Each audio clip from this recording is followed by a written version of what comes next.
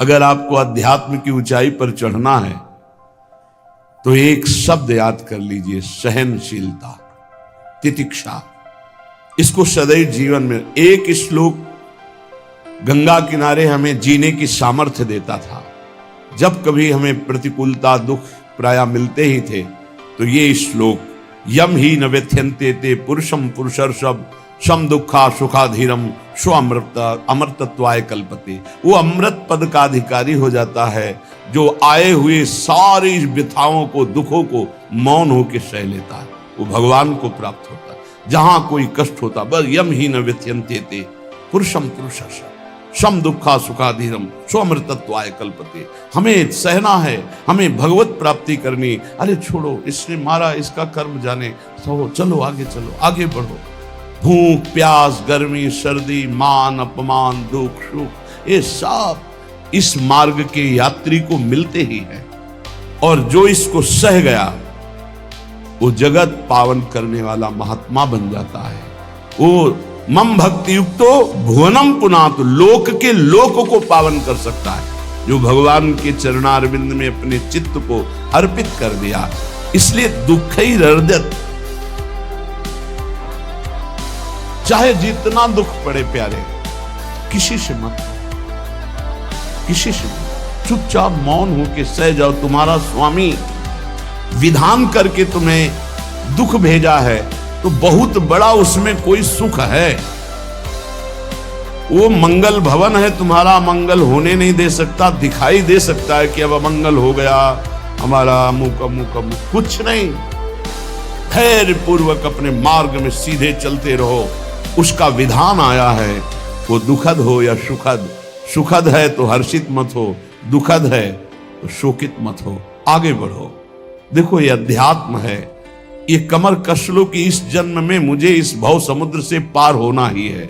ये जो कमजोर दिल के होते हैं ना, अनुकूलता जहां मिली तो बोले जब से हमने भक्ति शुरू की सब काम चकाचक बन रहे। ये भक्ति का फल नहीं है, भूल मत करना।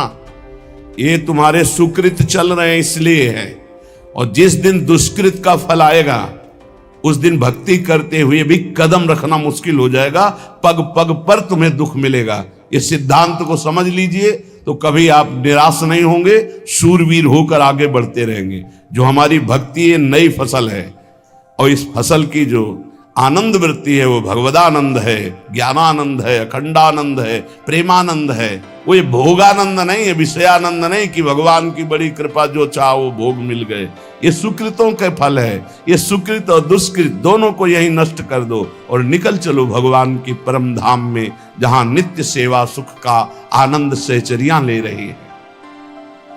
श्रीपाद कह रहे, संतर्जयस ताड़यन, कोई मुझे बहुत डांटे, भर्त्सना करे और ताड़यन, पिटाई भी कर दे, मुझे कुछ कभी शिकायत नहीं करनी प्रभु से। देख रहे हैं ना, वो उन्होंने विधान किया है ना कि इसको पीटो, तो हम चुपचाप पीट लेंगे, किसी से नहीं कहना। रहीमन मन की मन व्यथा रखिए मन में गोए, सुनिठ ले हैं लोग सब बांटने। इसीलिए असंगो हम, असंग किससे कहें अपने दुख सुख की बात।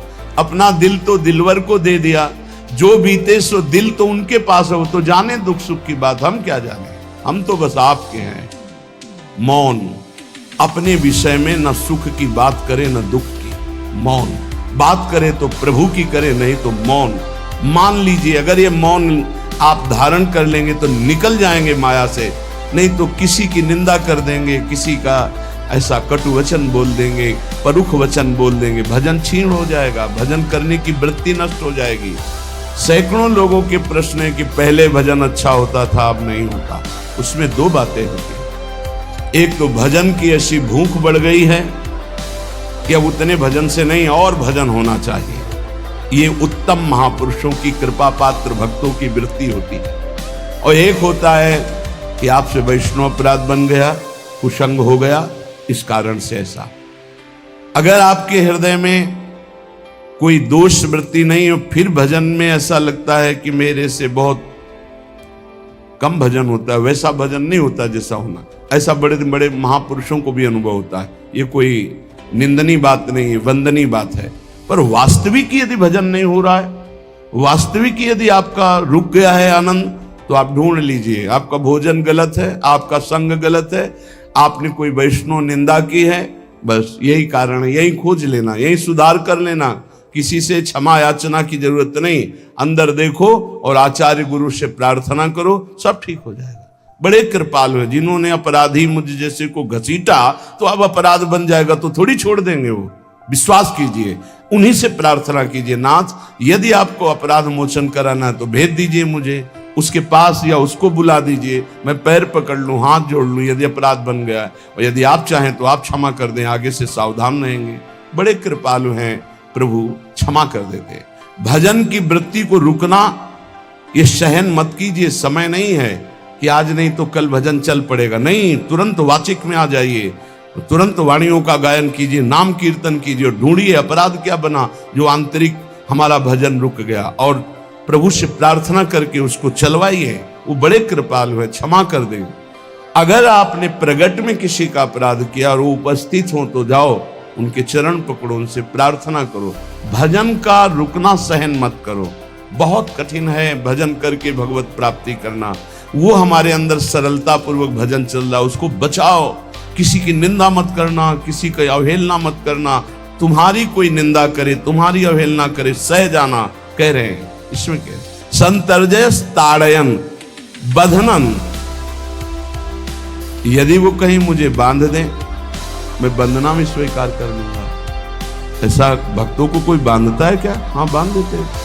तितिक्ष ब्राह्मण की कथा में पढ़ी है, उसको बांध दिया। एक सखी बहुत भजनानंदी थी, उसके परिवार के लोग रोज उसे पीटते थे और उसे बांध देते थे। सखुबाई नाम उसका सखी का। एक सखी बहुत नागरीदास जी के संग में रहकर भजन की वृत्ति उच्च कोटि की सीखी थी, भागमती बाई। उनके पति ही उनके ऊपर सैया लगाकर नवीन रानी के साथ बैठते हुए सब पिटाई करते, इतना कष्ट देते, पर वो उच्च कोटि की ऐसी महान भक्ता, परम सिद्ध बरसाने के जो वास करने वाले अपने नागरीदास जी थे, हरिवंश महाप्रभु के शरणागत, उनके सत्संग से ऐसी उच्च कोटि की दशा प्राप्त हुई, उसे कोई फर्क नहीं पड़ा। उसके कष्ट देने के लिए उसके ऊपर सैया लगाते, राजा थे, और नवीन रानी के साथ उसके ऊपर बैठते, उपद्रव करते, मारते पीटते, लेकिन वो सम रहती। संतर्जय ताड़यन बंधनन, शांत, वो देख रहा है, बस तुमको यही सोचना, वो देख रहा है, मेरा स्वामी देख रहा है। वो देखते हुए मौन है ना, वो चाह रहा है ना, तो तेरा किया मीठा लागे, बस बात समझ लो। इतना तो बहुत बड़ी वस्तु प्राप्त होगी, बहुत बड़ी। एक मिट्टी जब कुम्हार को अर्पित हो जाती है तो पीट पीट कर एक छोटा राई भर भी दाना नहीं रहने देता, क्योंकि राई भर भी अगर दाना रहा वहीं से मटकी फूट जाएगी, राई भर भी अहंकार रहा वहीं से भक्ति रस निकल जाएगा। पीट पीट के उसको एकदम बराबर, फिर भी चैन नहीं, जल डाल के रौंदा, फिर भी चैन नहीं, हाथों से मल कर अपने अनुसार बनाया, फिर चाक पे चढ़ाया, जो चाहा आकार दिया, सूर्य के ताप में तपाया, फिर उसको दहकते हुए आवे के बीच में रख के पकाया, फिर उसमें रस रखने लायक क्षमता आ गई उस मिट्टी में। ऐसे ही हम जब संत महापुरुषों को, श्री भगवान को समर्पित होते हैं तो ये सब होगा। रस रखने लायक हृदय तभी होता है जब आवे में तपता है, इसलिए तैयार रहो। तभी नागरीदास जी ने कहा, बड़ो ही कठिन है भजन ढिग डरिबो। एक सूरवीर योद्धा की तरह जैसे उसके अंग घाव से युक्त होते हैं, वो कदम पीछे नहीं आगे ही बढ़ाता है, ऐसे भजनानंदी चाहिए।